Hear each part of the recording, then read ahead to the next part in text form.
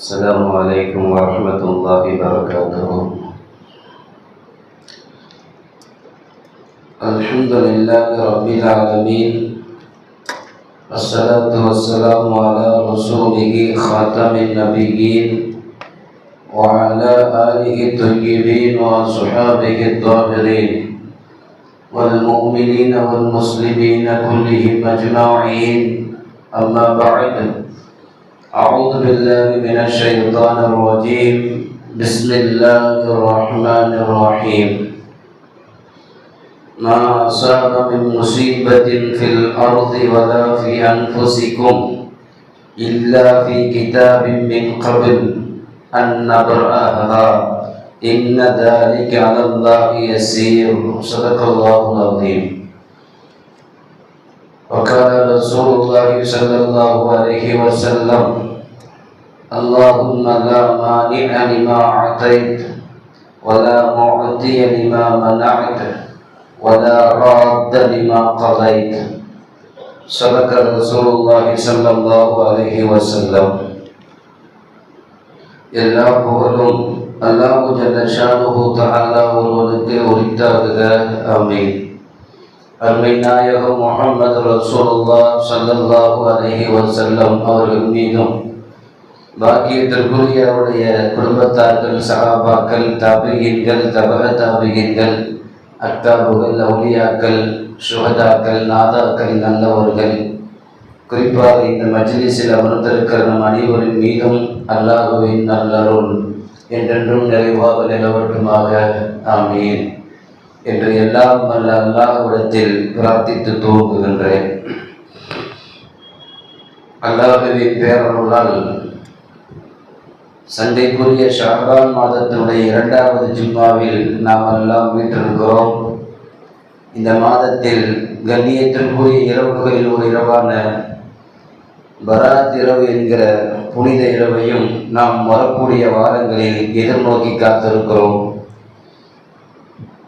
நபிகள் நாயகம் ஸல்லல்லாஹு அலைஹி வஸல்லம் அவர்கள் சொன்னது போல், இந்த மாதம் குறித்து நிறைய மனிதர்கள் விழிப்புணர்வு இல்லாமல் இருக்கிறீர்கள். அல்லாஹ் இந்த மாதத்தில் தான் மனிதர்களுடைய விதிகளை எல்லாம் மாற்றுகிறான்.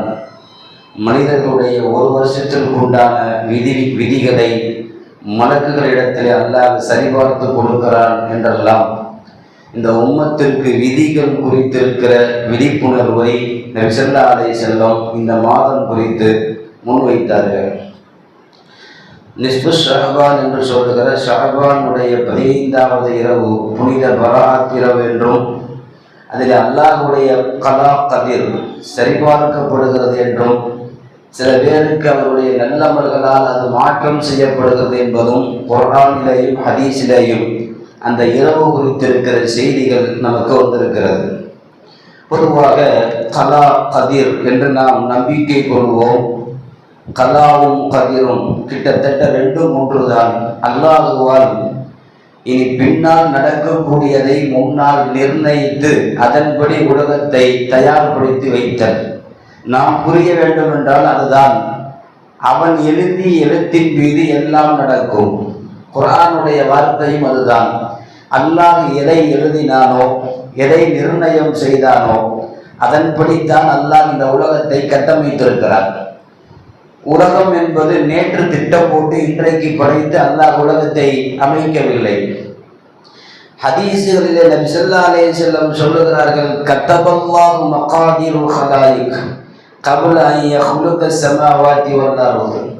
வானத்தையும் பூமியையும் அவன் படைப்பதற்கு அவன் முன்னால், படைப்பினங்களை எல்லாம் அவன் படைப்பதற்கு முன்னால் பி50,000 சனத்தின் 50,000 வருஷத்திற்கு முன்பே அவனுடைய திட்டம் தயார் என்று சொன்னார்கள் ஸல்லல்லாஹு அலைஹி வஸல்லம். ஒரு நாள் 2 நாள் அல்ல, 50,000 வருஷம். இது ஹதீஸிலே பெருமானார் சொன்ன வார்த்தை. 50,000 வருஷத்திற்கு முன்பு வானம் எப்படி இருக்க வேண்டும் என்று அவன் முடிவு செய்தான். பூமியை எப்படி விரிக்க வேண்டும் என்று அவன் முடிவு செய்தான். மகாதீருல் ஹலாயிக், படைப்பினங்களுக்கு என்னென்ன கொடுக்க வேண்டும் என்பதையும் அவன் முடிவு செய்தான். உலகத்தினுடைய அனைத்து திட்டமிடுதலும் அல்லாஹுவால் 50,000 வருஷத்திற்கு முன்பு முடிவெடுக்கப்பட்டு கத்தபல்லா அல்லாஹ் அதை எழுதியும் வைத்தான் என்று சொன்னார்கள் ஸல்லல்லாஹு அலைஹி வஸல்லம் அவர்கள். ஆகவே உலகம் என்பது அல்லாஹ்வால் ஒரு கட்டுக்கோப்பில் எழுதப்பட்ட விதியில் கலாம் கதிரின் மீதுதான் அது நடந்து கொண்டிருக்கிறது என்பதை இந்த உம்மத்து புரிய வேண்டும். இறைவன் எழுதிய நிர்ணயித்த அந்த எழுத்திற்கு தான் விதி என்று சொல்லுவோம். அரபியிலே கலா, விதிக்கப்பட்டது என்று சொல்லுவோம். நமக்கெல்லாம் தெரியும், ஈமானுடைய அம்சங்கள் 7 பெரிய அம்சங்களில் இதை எதை மறுத்தாலும் அவன் காபிராகி விடுவான் என்கிற ஈமானிய அடிப்படை கொள்கைகளில் ஒரு கொள்கை அல்லாஹ்வை நம்புவதில் இருந்து துவங்கி அது முடிகிற போது வஹைரிஹி வஷர்ரிஹி மினல்லாஹி தஆலா என்று அந்த 7வது விஷயம் முடியும்.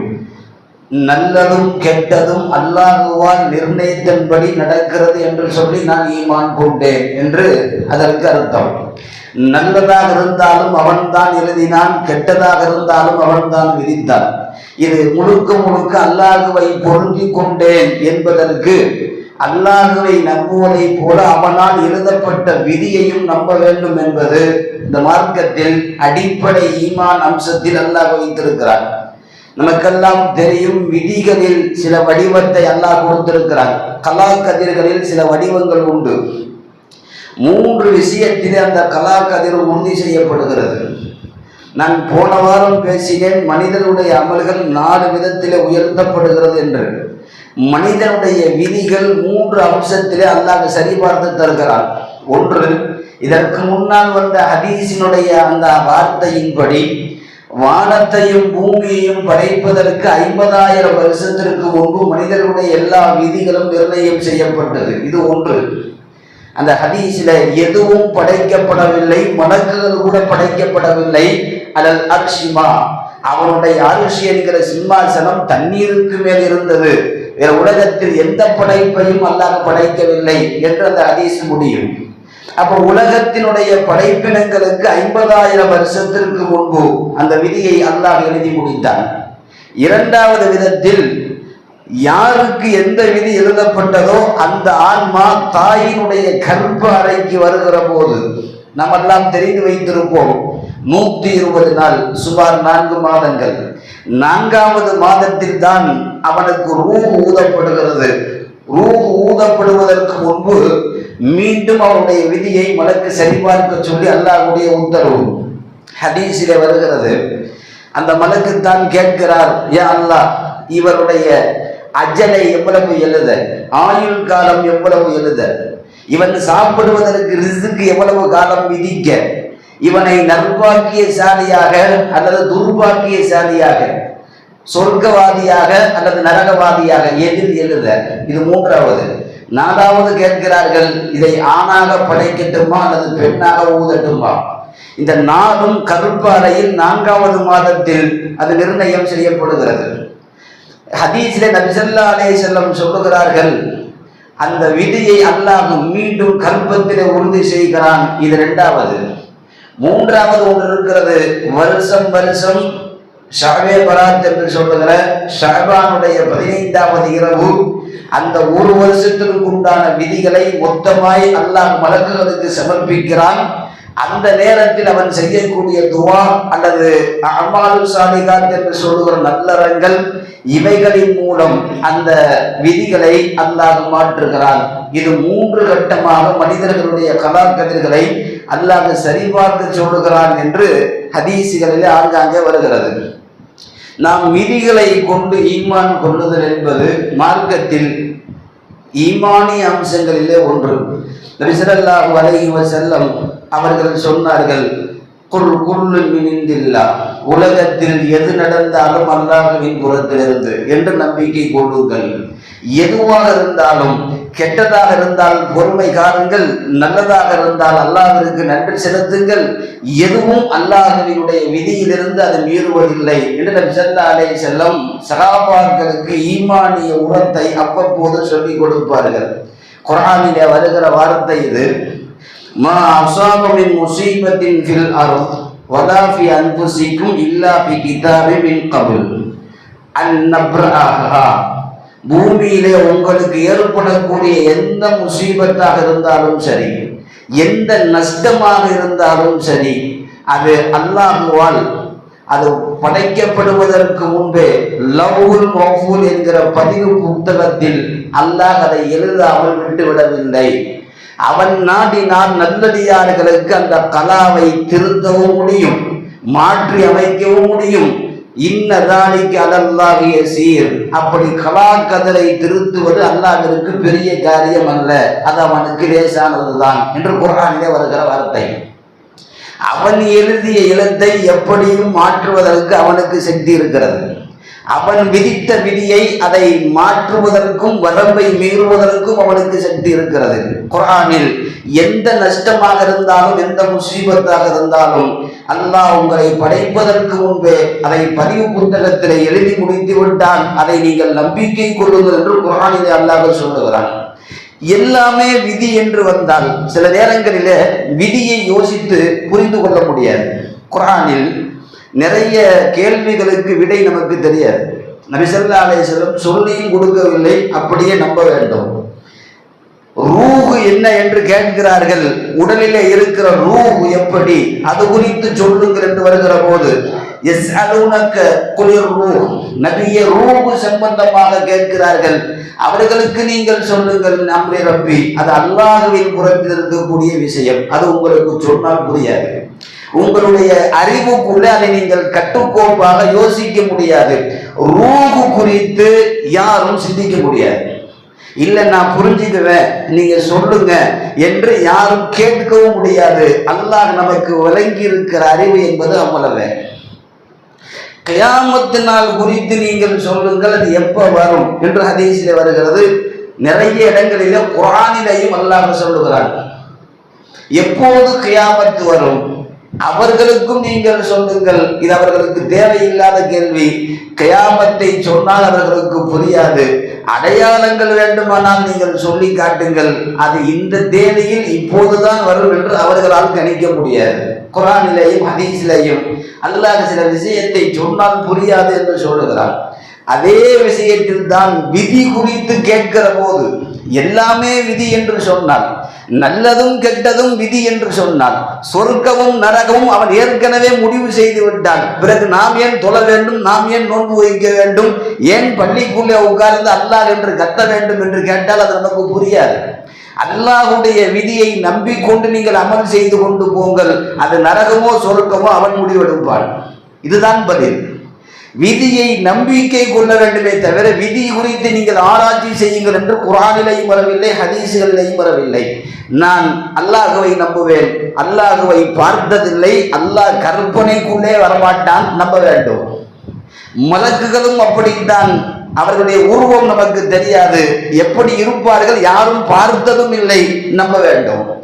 வஹி இறங்கக்கூடிய அந்த வஹியினுடைய அந்த சாயலை யாரும் பார்த்ததில்லை, குர்ஆனை நம்ப வேண்டும். ஏனென்றால் இதற்கு முன்னால் நபிமார்களை பார்த்த கூட்டம் இருந்தது, நமக்கு அந்த பாக்கியமும் இல்லை, நபிமார்களையும் நம்ப வேண்டும். இப்படி கபருக்குள்ளே என்ன நடக்கிறது, கபருடைய கேள்விகள் எப்படி, எதுவும் தெரியாது, நம்பிக்கை கொள்ளுவோம். அந்த அடிப்படையில் தான் ஹைரிஹி வ ஷர்ரிஹி மினல்லாஹி தஆலா, நல்லதும் கெட்டதும் அல்லாஹ்வின் புறத்திலிருந்து நடக்கிற விதி, அந்த விதியை நான் நம்புகிறேன். இதையும் நாம் யோசிக்க முடியாது. நான் விதியை குறித்து நாம் ஏன் போது பேச வேண்டும் என்றால், இந்த பராத்துடைய இரவில் விதிகள் நமக்குண்டான ஒரு வருஷத்திற்கு உண்டான விதிகள் கைமாற்றப்படுவதால் இனி வரக்கூடிய வருஷம் இவர் ஒரு வருஷம் வாழ வேண்டுமா வாழ வேண்டாமா என்கிற முடிவை அல்லாஹ் எடுக்கிறார். இவர் அமல் செய்த காரியங்கள் கபூல் ஆக்க வேண்டுமா வேண்டாமா என்பதையும் அல்லாஹ் முடிவு செய்கிறார். இந்த நேரத்தில் விதி குறித்தும் அதற்காக நாம் செய்ய வேண்டிய பிரார்த்தனைகள் குறித்தும் இந்த மாதத்தில் இந்த வாரத்தில் நாம் யோசித்தே ஆக வேண்டும். விதிகளை பொருந்துதல் இது ஈமானிய அம்சம். ஹதீஸுகளிலே நிறைய கேள்வி எப்படி வந்திருக்கிறது. நபி ஸல்லல்லாஹு அலைஹி வஸல்லம் ஒருவர் விதி குறித்து கேட்டார். எல்லாமே விதி என்று சொல்லுகிறீர்கள், அல்லாஹ் நிர்ணயம் செய்ததுதான் நடக்கிறது என்று சொல்லுகிறீர்கள், எங்களுக்கு நோய் வந்து விட்டது, அல்லாஹ்வுடைய விதி, அதை நாங்கள் அப்படியே விட்டுவிடவா யா ரசூலல்லாஹ், அஃபன ததாவி, அல்லது நாங்கள் அந்த நோய்க்கு மருத்துவம் பார்க்கலாமா, இது விதியை மீறி செயல்படுத்த முடியுமா? அல்லாஹ் நோய் கொடுத்து விட்டான் விதி, அந்த நோய்க்கு நாங்கள் மருத்துவம் பார்த்து விதியை ஜெயிக்க முடியுமா என்று அந்த சகாபி கேள்வி கேட்டார்.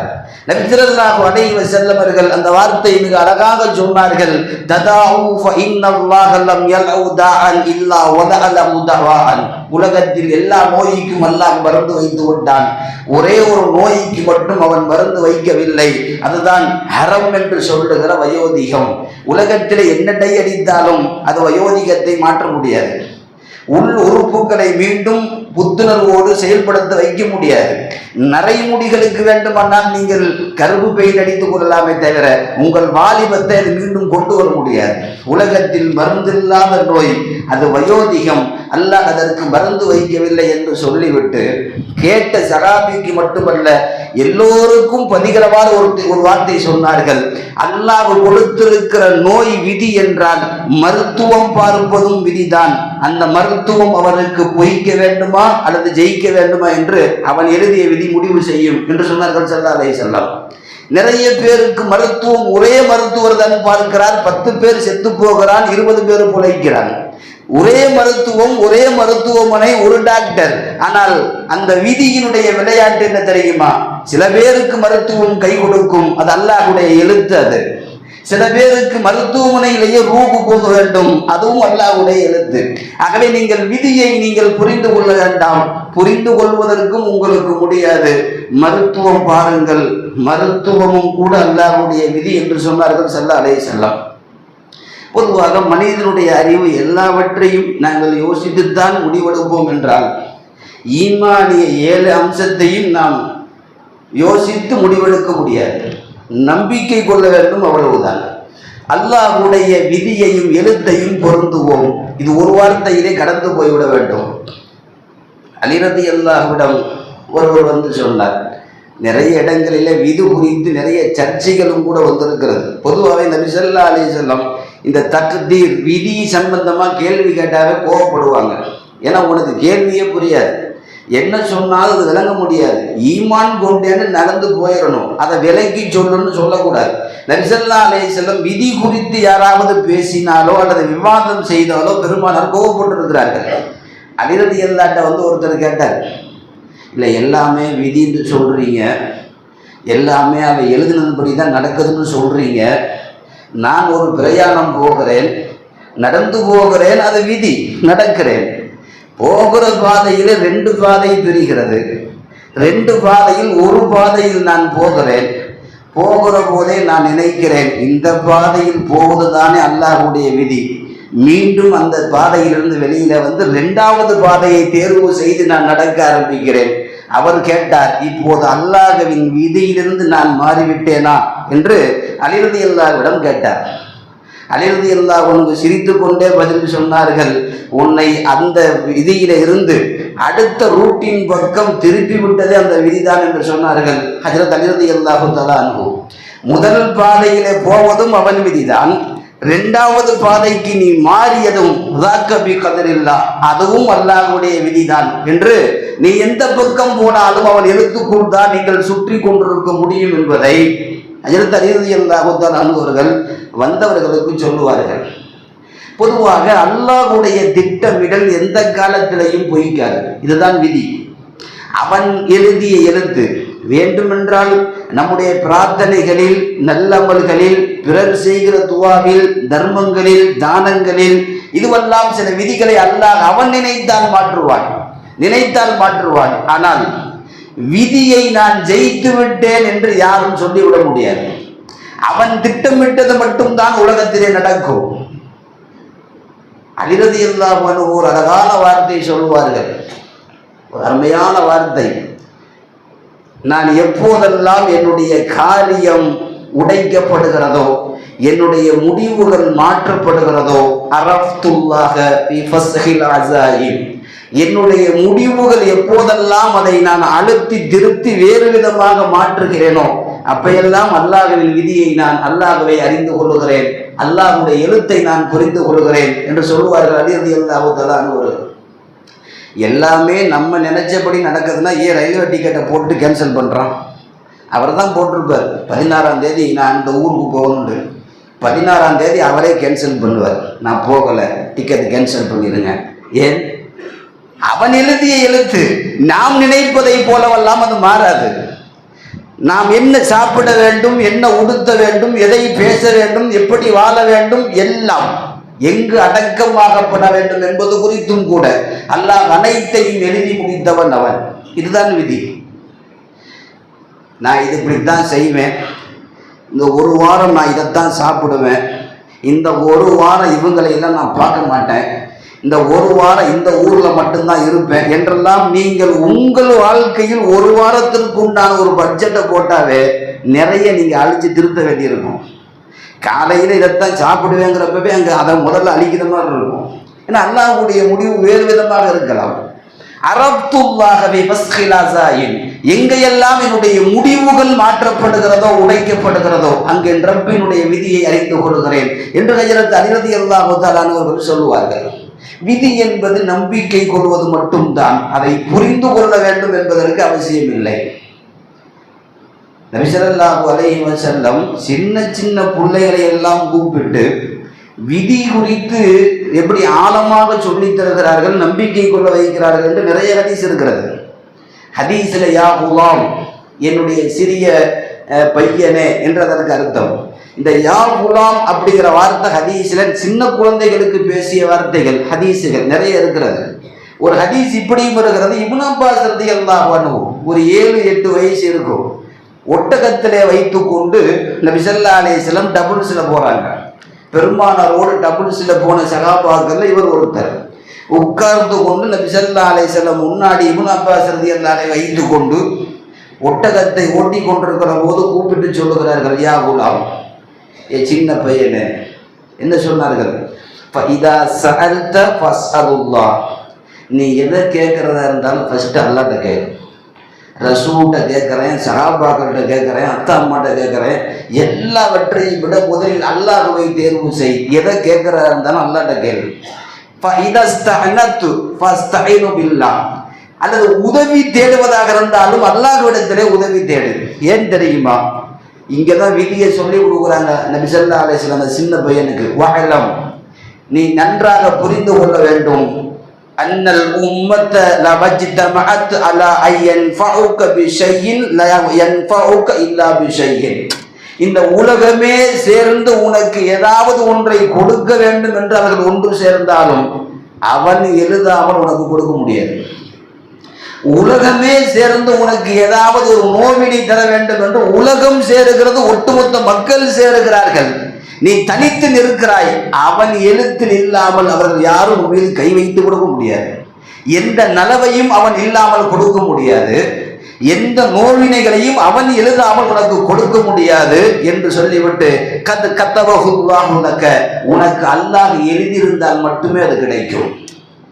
அந்த சின்ன குழந்தைக்கு நபி ஸல்லல்லாஹு அலைஹி வஸல்லம் இதுதான் விதி, அவன் எழுத்தை நம்பு, அவனை நம்பு, அவன் கொடுத்தால் மட்டுமே உன்னால் வாங்க முடியும்.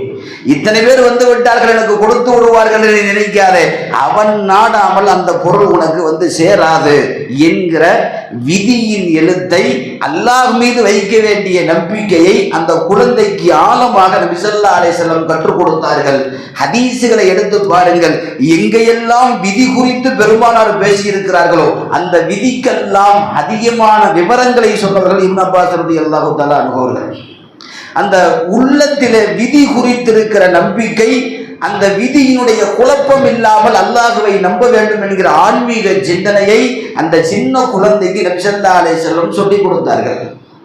நம்மளும் அந்த அளவிற்கு தான் புரிய வேண்டும். இல்லை எனக்கு விவரமாக சொன்னால் தான் நான் விதியை நம்புவேன்னா ஒன்று லூஸாக போயிடுவோம், அல்லது இஸ்லாத்தை விட்டு வெளியில் போயிடுவோம். ரெண்டில் ஏதாவது ஒன்று நடக்கும். இதுதான் உண்மை. நான் அல்லாவை பார்த்துட்டு ஈமான் கொள்கிறேன், அல்லாஹ் எப்படி இருப்பான், ரசூல்லா எப்படி இருப்பாங்க, வகை எப்படி இருக்கும், எதையும் நம்ம நம்ப முடியாது.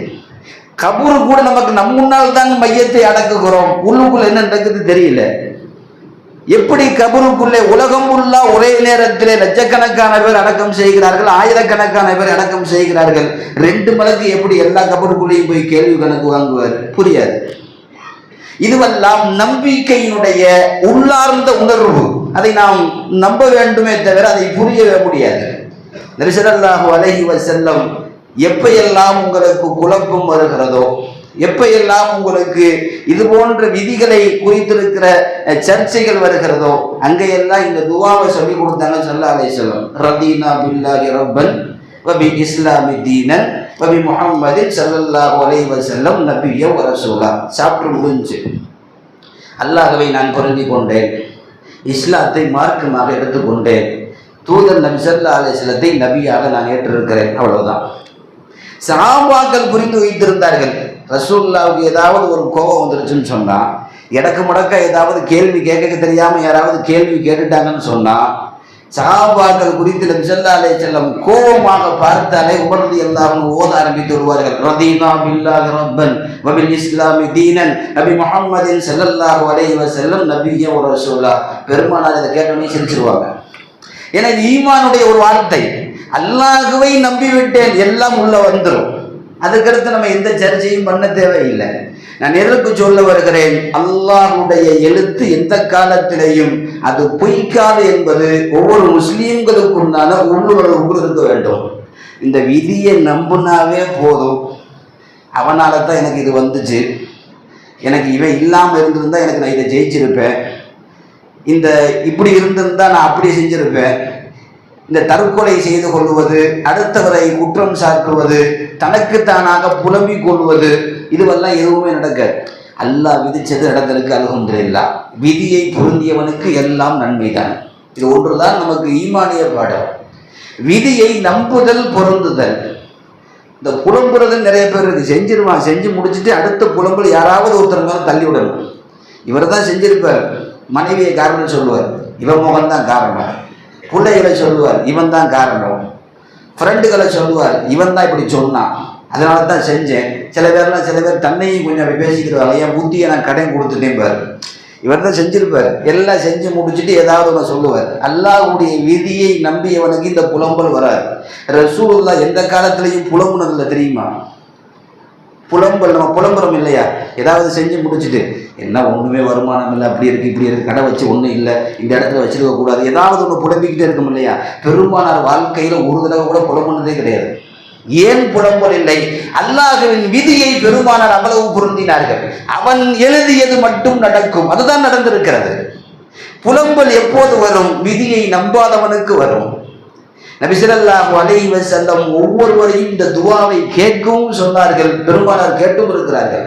அல்லாஹும்ம லா மானிஅ லிமா அதைத். அதே வார்த்தை தான். உனக்கு அவன் கொடுப்பதை வேறு யாரும் தடுத்து விட முடியாது. அல்லாஹ் உனக்கு தாண்டி எடுத்து வச்சிட்டா, வேற யாரும் அதை தடுத்து அதை வேறு யாருக்கும் கொண்டு போய் கொடுத்து விட முடியாது. வலா முஅத்திய லிமா மனஅத். அவன் உனக்கு இல்லைன்னு தடுத்து வச்சிட்டான், உலகமே சேர்ந்தாலும் அதை வாங்கி உனக்கு கொடுத்து விடவும் முடியாது.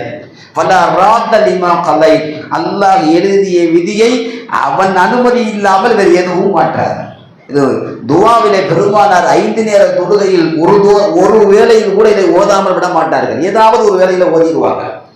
நபி ஸல்லல்லாஹு அலைஹி வஸல்லம் விதியின் மீது இருக்கிற பொருந்துதலும் அல்லாஹ் மீது வைக்க வேண்டிய நம்பிக்கையும், இந்த 2 சாராம்சத்தையும் இந்த ஒரு துஆவிலே பெருமானார் வெளிப்படுத்தி காட்டினார்கள் என்பதையும் நாம் பார்க்கிறோம்.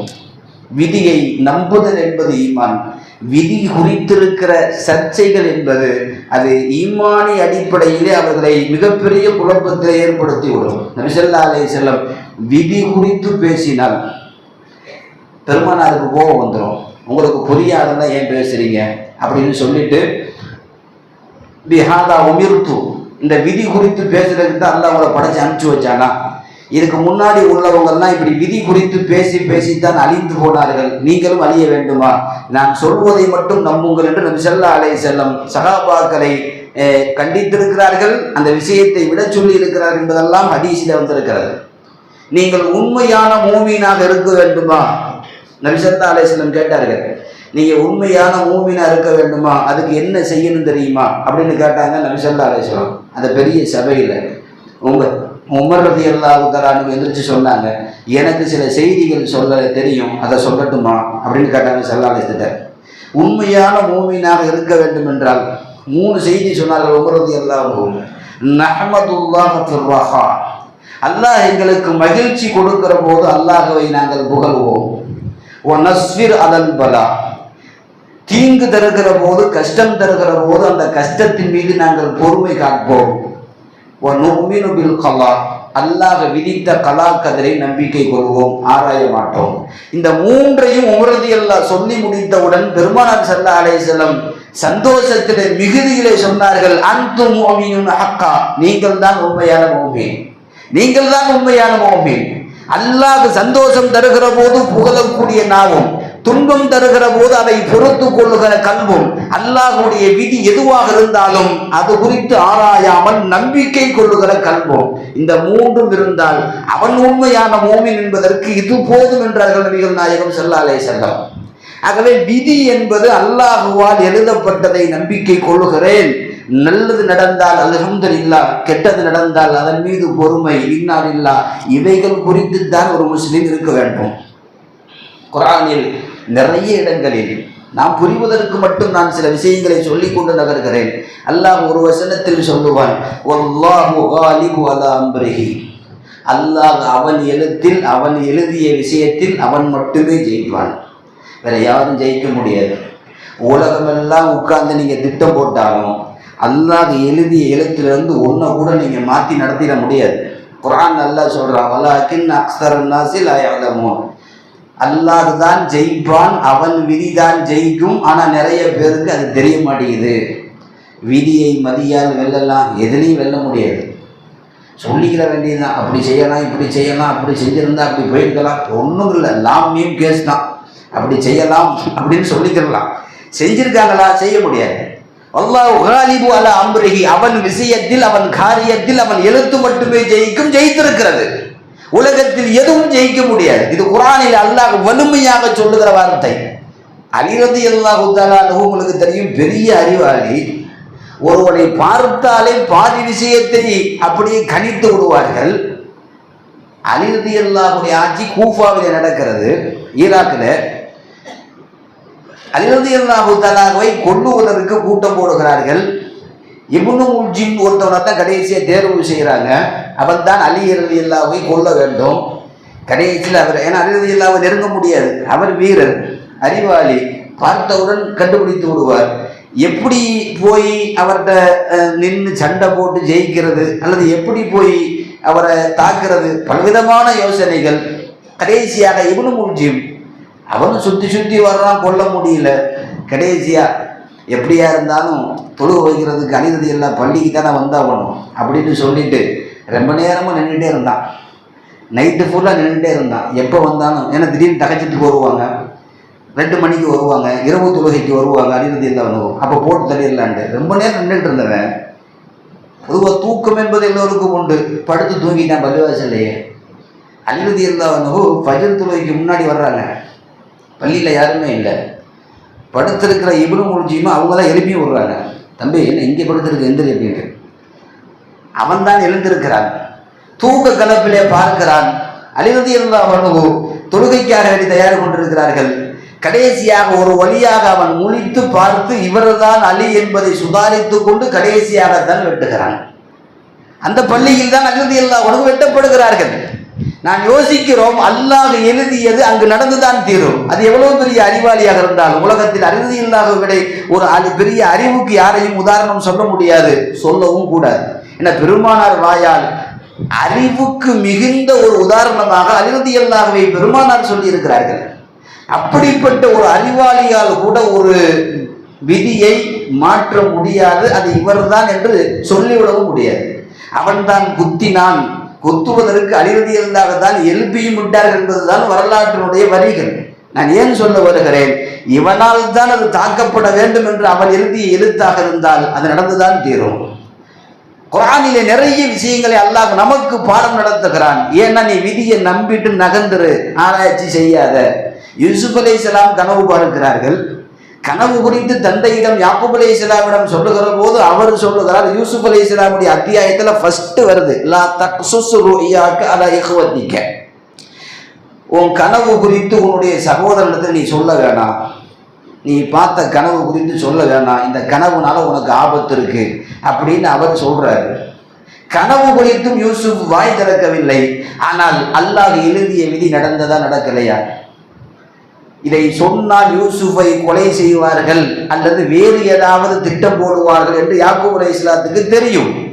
அதை சொல்ல வேண்டாம் என்று தான் சொல்லுகிறார். யூசுஃபும் சொல்லாமல் தான் மறைக்கிறார். ஆனால் அல்லாஹ் காலிபு அலா அம்ரிஹி, அல்லாஹ் எளிதில் அவன் ஜெயித்தாக வேண்டும் நடக்கிறது. கனவை சொல்லாமலேயே அல்லாஹ் நடத்தி காட்டுகிறான். ஏன் தெரியுமா? நீ சொன்னாலும் நடக்கும், சொல்லாட்டியும் நடக்கும். இது அல்லாஹ்வுடைய விதி, தக்தீர். நம்பித்தான் ஆக வேண்டும். குர்ஆனுடைய வழி நெடுகிலையும் அப்படி அல்லாஹ் நமக்கு சொல்வது நமக்கான சிந்தனை, படிப்பினை, பாடம். ஏன்? நம்பிக்கை கொண்டு மட்டும் நகர்ந்து விட வேண்டும். நடந்து முடிஞ்சதை நம்ம அப்படி செஞ்சிருந்தா இப்படி செஞ்சிருந்தா அப்படின்னு நம்ம யோசிக்கிறது என்பது, நீங்க எந்த காலத்திலையும் எத்தனை யோசனை செய்தாலும் விதியை நீங்கள் மாற்றவே முடியாது, ஜெயிக்கவும் முடியாது. உஹது போர்க்களத்தில் நபி ஸல்லல்லாஹு அலைஹி வஸல்லம் நாளைக்கு போர், இன்னைக்கு கனவு பார்க்குறாங்க. தன் கையால் 70 காளை மாடுகளை அறுப்பதாக கனவு பார்த்ததற்கு பிறகு நபி ஸல்லல்லாஹு அலைஹி வஸல்லம் கனவுக்கு விளக்கம் நன்றாக புரிந்து விட்டது. 70 சஹாபாக்கள் நம்ம மௌத்தாக போறாங்க, ஷஹீதாக போறாங்க. 70 காளை மாடு, அப்ப 70 ஆண்கள் சஹாபாக்கள். காலையில போர், என் கையால் அறுக்கிறதா இருந்தால் நம்ம போருக்கு கூட்டிட்டு போறோம், அவங்க ஷஹீதாக போறாங்க அப்படின்னு ஒரு முடிவு பண்ணிட்டாங்க.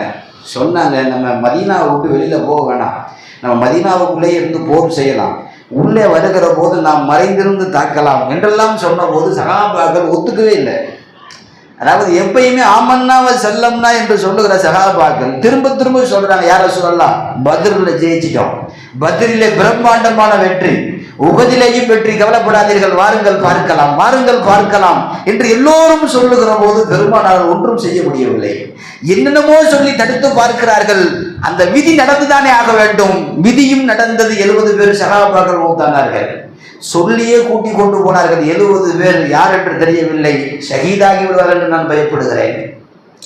சொன்னது போலவே எண்ணிக்கை கூடவும் இல்லை, குறையவும் இல்லை, 70 பேர். ஏனென்றால் அல்லாஹ் இதுதான் நடக்கும் என்று முடிவெடுத்து விட்டால் அன்பியாக்களால் கூட அதை மாற்றிவிட முடியாது என்பதை வரலாற்றுகளில் வழிநெடுகளையும் நாம் பார்த்து கொண்டு வருகிறோம். ஃபிரௌன் குர்ஆனிலே நிறைய இடங்களிலே சொல்லுகிறானே, ஃபிரௌன் பெரிய அறிவாளியாக சித்தரித்து பார்க்கிறாங்க நிறைய பேர். இந்த குர்ஆன்ல கூட அல்லாஹ் அப்படித்தான் சொல்றான், இன்ன ஃபிரௌன ஆலின், பெரிய ஆளுன்னு அல்லாஹ் சொல்றான். ஆனால் அவனை மாதிரி உலகத்தில் பெரிய முட்டாப்பை யாருமே கிடையாது. இந்த பாசிசம் எவனெல்லாம் வர்றானோ அவனெல்லாம் முட்டா பயிலாக தான் இருந்திருக்கான், அது ஃபிரௌன் உட்பட. நான் பெரிய இறைவன் அப்படி இப்படின்னு சொன்னான்ல, ஒரு குழந்தை பிறக்க போது அல்ல அறிவிப்பு செஞ்சுட்டான், அந்த குழந்தையால தான் உனக்கு ராஜ்யத்துக்கு ஆபத்துன்னு சொல்லிட்டான். அந்த ஒரு குழந்தையை பிறப்பதற்கு அந்த வருஷமுள்ள பிறக்கிற குழந்தையக்குள்ள மௌத்தாக்குறான். மௌத்தானாலும் அந்த மூசாவுடைய பிறப்பை தடுக்க முடிந்துதான் பிறந்தான். அதே பூமியில் அவன் ஆட்சிக்கு முன்னால் மூசா பிறக்கிறார். நீ ஒரு வருடம் பிறக்கிற எல்லா குழந்தையும் கொள்ளுகிறாய், அந்த பட்டியலில் தான் மூசாவும் பிறக்கிறார். விதி என்ன தெரியுமா? உன் வீட்டில் வச்சு வளர்க்கணும் என்பது அவன் எழுதிய எழுத்து. அந்த குழந்தை தேடி வருகிறது ஃபிரௌனிடத்தில். ஆச்சரியம் பாருங்கள், இவன் ஊருக்குள்ள தேடிட்டு இருக்கான் குழந்தையை வெட்டுறதுக்கு. அந்த வெட்டப்படக்கூடிய குழந்தை மூசாவோட அவர்கள் ஃபிரௌனை தேடி வருகிறார்கள். வெட்டினானா? ஆச்சரியமா இருக்கு. வாரி வச்சுக்கிட்டான், வளர்க்க ஆரம்பிச்சிட்டான். இப்போ தெரியுதா ஃபிரௌன் எவ்வளோ பெரிய முட்டா பையன்னு? இன்னொரு முட்டா பையன் அதே தான் ஃபிரௌன். என்ன தெரியுமா? வாழ்க்கையில் செஞ்ச எல்லா காரியமும் முட்டாள்தனமாக தான் இருந்திருக்கு. குர்ஆன்ல நிறைய இடங்கள் அவனுடைய எல்லா செய்தியும் சொன்னால் அவனுடைய முட்டாள்தனம் வெளிப்படும்.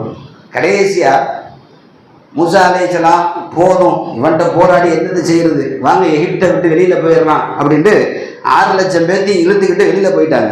இந்த செய்தி ஃபிரௌனுக்கு வருது. என்ன சொல்லியிருக்கணும்? அறிவாளியா இருந்தா என்ன சொல்லியிருக்கணும்?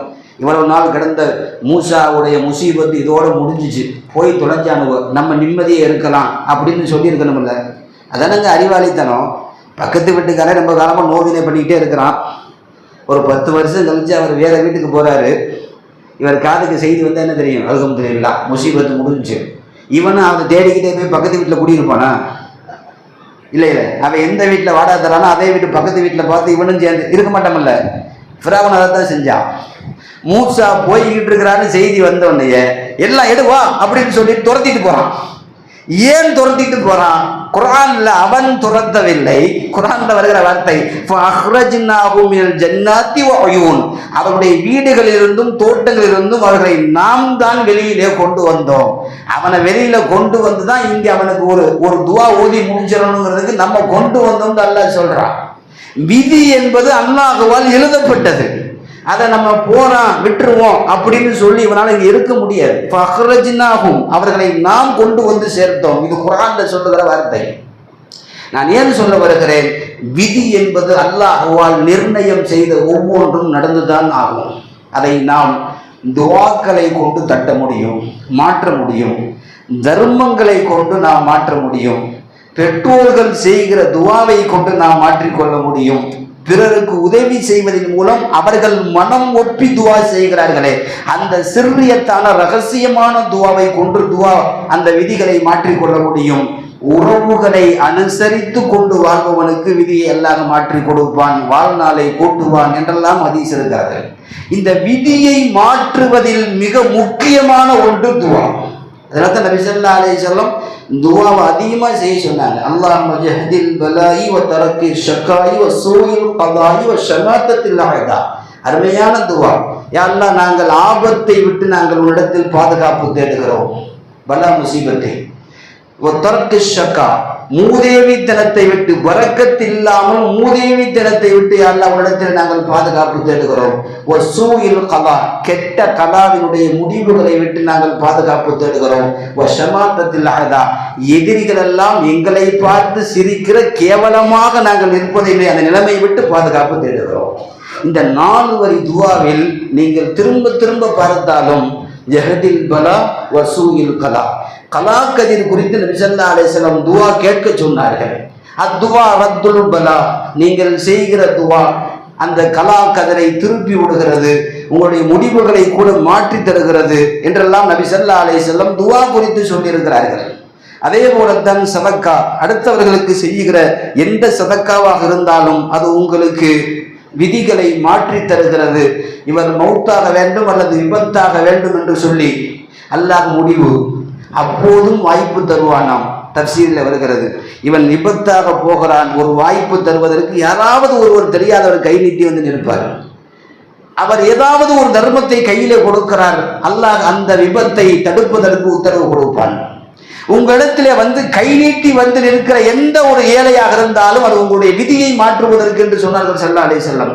முடிந்தால் கொடுங்கள், இல்லை என்றால் நான் பிறகு தருகிறேன் என்று சிரித்து விடுங்கள், அதுவும் கூட உங்களுக்கு சதக்கா என்று சொன்னார்கள். இதுவெல்லாம் ஹதீஸுகளிலே வந்திருக்கிற வார்த்தை.